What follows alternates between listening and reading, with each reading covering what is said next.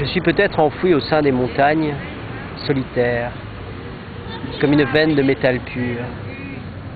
Je suis perdu dans un abîme illimité, dans une nuit profonde et sans horizon. Tout vient à moi, m'enserre et se fait pierre. Je ne sais pas encore souffrir comme il faudrait, et cette grande nuit me fait peur.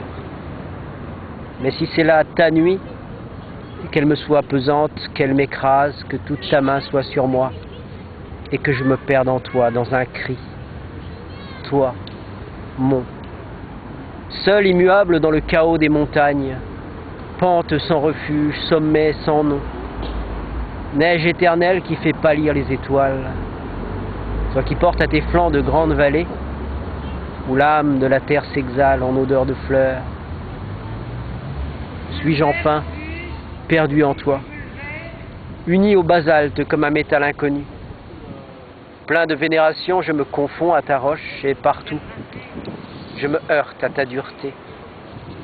Ou bien, est-ce l'angoisse qui m'étreint, l'angoisse profonde des trop grandes villes, où tu m'as enfoncé jusqu'au cou? Ah, si seulement un homme pouvait dire toute leur insanité et toute leur horreur, aussitôt tu te lèverais, première tempête du monde, et les chasserais devant toi comme de la poussière. Mais si tu veux que ce soit moi qui parle, je ne le pourrai pas, car je ne comprends rien. Et ma bouche, comme une blessure, ne demande qu'à se fermer. Et mes mains sont collées à mes côtés comme des chiens qui restent sourds à tout appel. Et pourtant, une fois, tu me feras parler. Que je sois le veilleur de tous tes horizons. Permets à mon regard plus hardi et plus vaste d'embrasser soudain l'étendue des mers.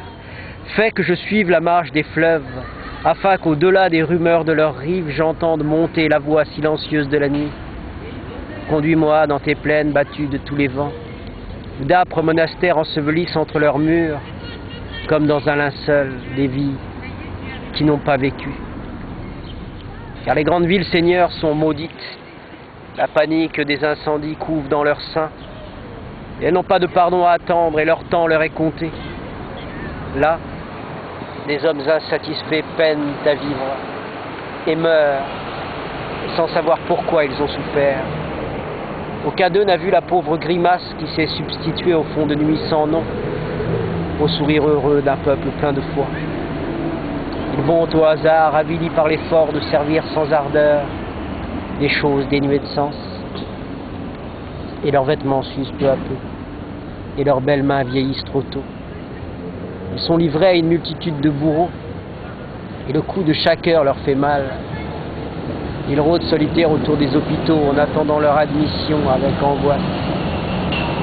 La mort est là, non celle dont la voix les a miraculeusement touchés dans leur enfance, mais la petite mort, comme on la comprend là, tandis que leur propre faim pend en eux comme un fruit aigre, vert, et qui ne mûrit pas. Mon Dieu, donne à chacun sa propre mort.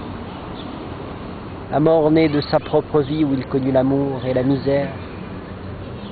Car nous ne sommes que l'écorce, que la feuille, le fruit qui est au centre de tout. C'est la grande mort que chacun porte en soi. C'est pour elle que les jeunes filles s'épanouissent et que les enfants rêvent d'être des hommes. Et que les adolescents font des femmes les confidentes d'une angoisse que personne d'autre n'accueille. C'est pour elles que toute chose subsiste éternellement, même si le temps en a effacé la mémoire.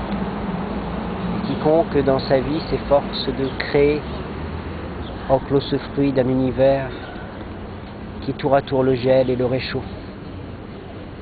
Dans ce fruit peut entrer toute la chaleur des cœurs et l'éclat blanc des pensées. Mais des anges sont venus comme une nuée d'oiseaux, et tous les fruits étaient encore verts. Seigneur, nous sommes plus pauvres que les pauvres bêtes qui, même aveugles, achèvent leur propre faim. Oh, donne-nous la force et la science de lier notre vie en espalier. Et le printemps, autour d'elle, commencera de bonne heure.